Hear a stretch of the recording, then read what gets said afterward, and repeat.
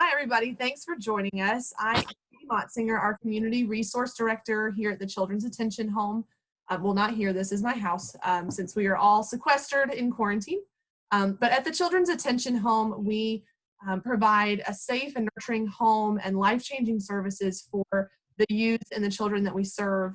These children are in foster care or come from a homeless or unreliable housing situation. And so we work to do everything we can to make sure we're providing them with the help that they need to move forward in a healthy way. And so today we are doing an interview with a couple of our volunteers, longtime volunteers. We have Brenner and Gary Fike, and they have filled a multitude of roles here at the home. And so instead of trying to talk all about them with me telling you, I'm going to let them tell you themselves. So we're going to get started. And so whichever one of you wants to go first, I would just love to know a little bit about yourself and how you got connected with the home.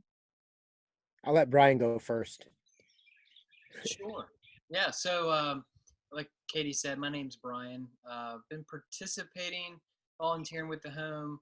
I want to say, I think we're coming up on 6 years. Our first activity with the home was a cereal drive, June of whatever 6 years ago is, probably about 2014, 15. Yeah. So that started out as a drive with a group that Gary and I are a part of, F3, like 6 years ago. And, a little more about myself, coming up on my, 20 years of marriage, have 3 kids, 2 teenagers and an 11-year-old, and all of them have participated in some activity or another with the home.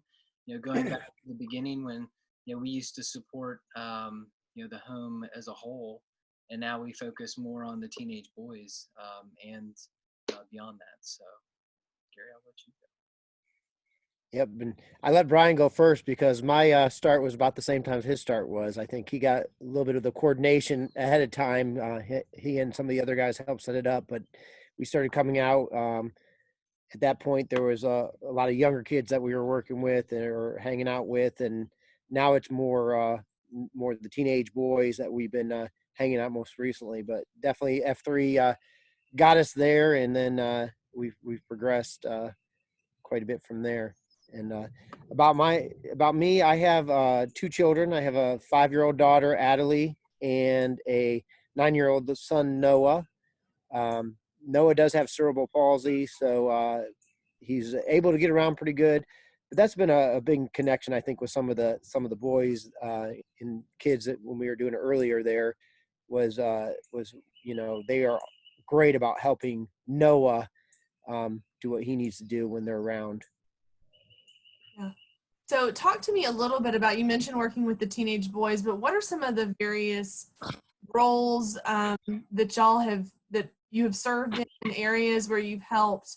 Can you talk just, I know it's been a multitude, in addition to the bi-weekly gatherings you do with the teenage boys and do workouts and whatnot. Can y'all talk to me a little bit about some of the other areas that you've volunteered? Gary, you want to start this time? Sure. So, we all began just coming out bi-weekly. We'd come out and do some activities with the kids, whether it would be kickball. I remember back in the day, we had a parachute when we had the younger kids. We had a parachute that we brought out and play a lot of basketball with the boys now, some football, kickball. So that was kind of where we started. For me, it kind of progressed into mentoring. So I've mentored several of the young men that have been there, and that's been a great transition. On top of that, as a group, we've also done some, I call them excursions, where we go out zip lining with the kids or go to the Whitewater Center and those type of things. So that's been a really great transition. And getting my family involved, we've also been able to have them out to our house and serve food. Generally, they cook the food. We have a fire pit and we put some hot dogs on a stick and they take care of their own food, and it's great. So that's where we've gone, just a myriad of different things that we've been able to I call it just hanging out with the kids, in different ways. I mean, with my kids being so young, I'm not able to take them zip lining right now. So it's been great for me to go zip lining and go to the Whitewater Center and do some whitewater rafting. So it's been pretty cool. Sure. Brian, Yeah. what about you? Yeah, I think what I would add, and you know, a big part is actually not even on campus that I've had an opportunity to play in. You know, we talk about F3, which is really just think of it as a community, a broader community of men. So I've had a great opportunity to engage other people in the community with the home. So I do an awful lot of introductions, either through our, you know, biweekly workouts or through goods drive. Like, for example, we're just closing a goods drive as of April 15th, and I just saw we collected 517 boxes of cereal. So, you know, we were able to call this community together and say, hey, you know, here's a challenge. Bring some boxes of cereal. We had Walmart delivering boxes of cereal and Amazon, and you know, people can't get out to the grocery stores necessarily, but you know, things like that. Goods drives. We've done you know, sports drinks and snacks in the past. But yeah, I think just getting the community connected has been good. You know, I love coming down to those biweekly activities and just leading the boys, you know, if it's kickball or if it's whatever. You know, I think it's been such a good fit with what F3's been about, and what, you know, Gary and I are about is, you know, really getting outside and enjoying outdoor activities with the kids. You know, the fellowship just comes naturally, and, you know, and the home's always been open to sharing faith. So, you know, that's a big part of our walks. And, you know, I know there's not one denomination and all that, but we do have an opportunity just to introduce the kids to God through just who we are. Yeah. Yes, and I, you know, that's why I wanted you guys to share, because I think it's so important for people to hear that just because you decide to volunteer, it doesn't, you know, you're not holding to one spot. You know, we really do try to work and, you know, have our volunteers involved in all of the capacities that they want to be, and then even get creative. Some of you come up with other ideas for getting involved and working with the kids. What do you connect with personally the most regarding the mission of the home and why you volunteer? What connects you personally to the work that you're doing at the home?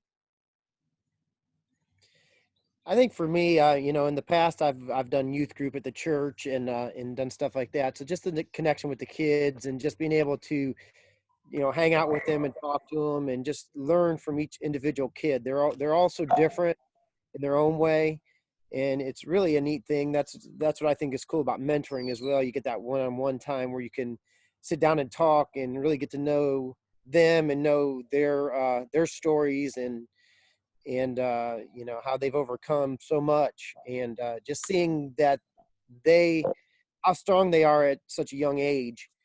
That's been my biggest connection with the mission of the home. Yeah, when I think about, you know, the home creating a, you know, a safe and nurturing environment, um, you know, I would echo, you know, what Gary said. You know, I know when we first met with Sharada, when we started volunteering, and I don't know if it's changed, Katie, you probably know, but she said, you know, there's really not a men's group that supports, you know, the home routinely. Um, I don't know what her expectations were, you know, 5 or 6 years ago.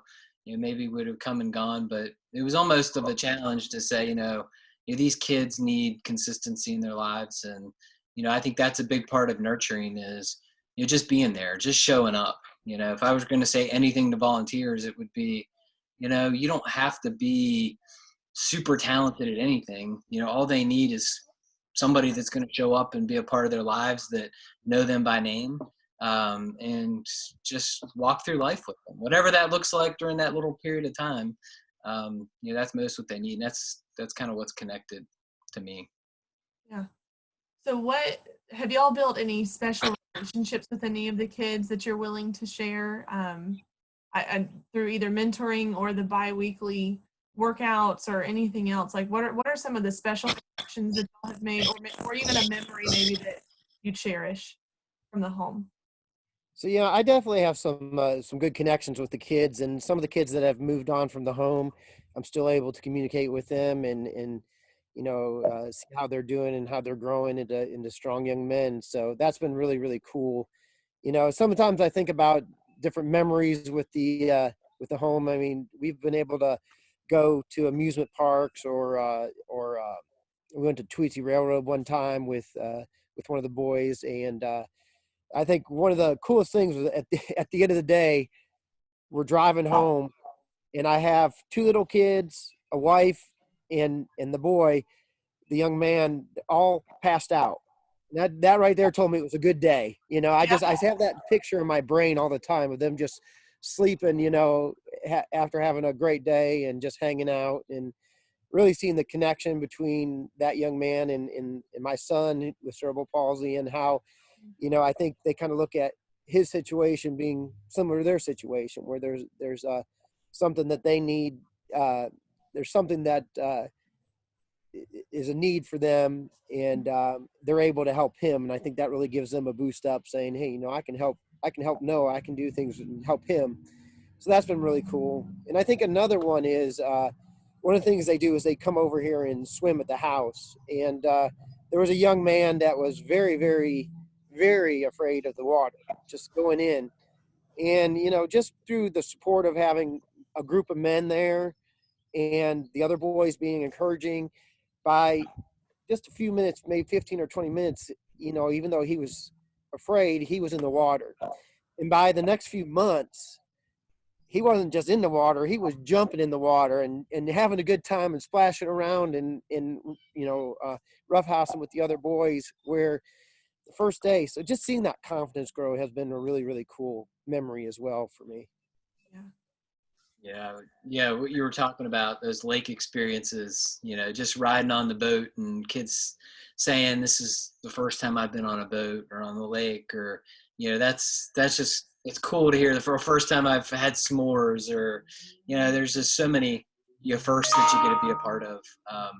But I'd even go back, you know, just some general memories, maybe not specific kids, but, you know, going back to some of the first, probably about 1 year anniversary, we held an event at Walter Elijah Park, and we had the whole home up there with face painting and balloons and games, and it was an awesome time. And we probably had 70-ish people from the community there that just supported that, and it was just cool to see.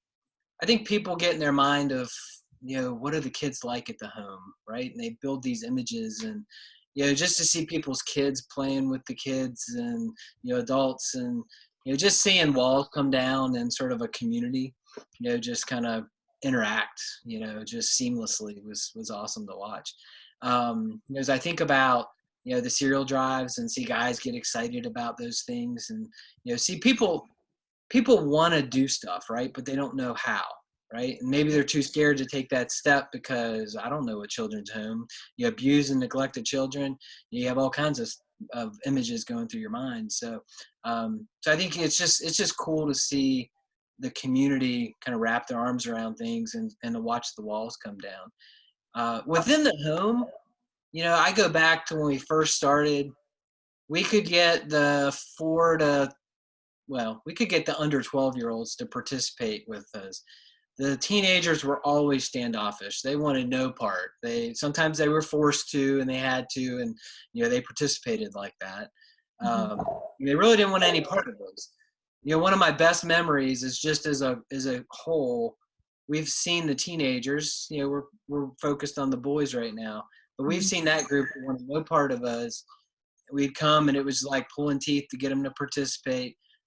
Almost in just a matter of a couple of months, trust was created, and, you know, they really enjoy when we're there. So so much has changed that when new residents come to stay, like, they've already been prompted, they know what F3 is about, they know what we're going to be doing, they're all excited, right? So it's completely turned 180 in terms of just the standoffish versus total acceptance and trust that we've gained. And that comes back to showing up, right? Showing up routinely and being a part of their lives. Yeah. Nothing special. Well, it is special, you know, because they've had a lot of people not show up, and so it's huge for them to have y'all's presence in their lives and that connection. If you could share one thing with others about the home and leave them with one thought, what would you want to share? Mine is just like Brian said, just show up, get to know their names. Sometimes when I'm mentoring, I'll pick up the one child I'm mentoring, but I usually go in and say hi to everybody else. And I think those little things just that we don't think much about, just going in and saying hi, saying their names, knowing their names is important. So, really just getting there and spending some time with them. There's really no special skills needed. Just getting in there and enjoying yourself and talking to them, get to know a little bit about them, ask them questions. Just like any kid, they want to have somebody that ask them about band or ask them about football and those type of things. I mean, one of the kids that I used to mentor, he texted me, unfortunately, with this the recent COVID, we were able to do it, but he's moved on from the home, but he texted me, he said, can you come out to my track meets? Because I've been coming to his football games. And just having somebody there to go and watch him at his track games, that just makes a big deal. Mm-hmm.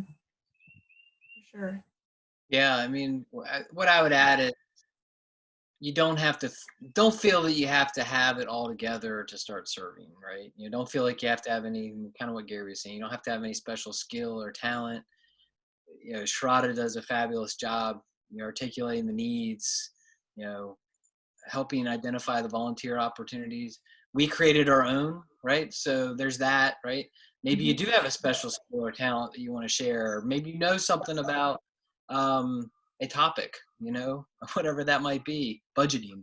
That can be shared, I really do feel that, God doesn't call the equipped, that he equips the called. So, if you're watching this and you feel a tug, that's, I think, a tug to get involved and, just show up. You'll find, Sharada will find something for you to participate in. Yes, she will. Yes, she will. Well, thank you guys so much for sharing today and taking time to connect and share with others your story. And if you watching this are interested in learning more about how to get involved, you can go to our website, attentionhome.org. We'll have the links in the descriptions of the video below. But you can go and find volunteer opportunities, some of the donation opportunities that you heard Brian mention. If, like he said, if you do have special skills, then certainly what we want to do is we want to find what gifts, talents, resources, skills you have and match those with the needs of our kids and make sure that we're meeting both meeting together in the middle on that. So there's that. And then financially, you can always give. That's always an option too. If you don't have the time, then financially supporting the home is also a way that it gives us flexibility to do what we need for the kids. And so thank you guys both for being amazing volunteers and agreeing to interview today and share your story. Thank you everybody for watching, and we hope you stay safe and healthy through all of this, and we will be back with more videos soon. Thanks for joining us. Thank you for all you do. Thank you.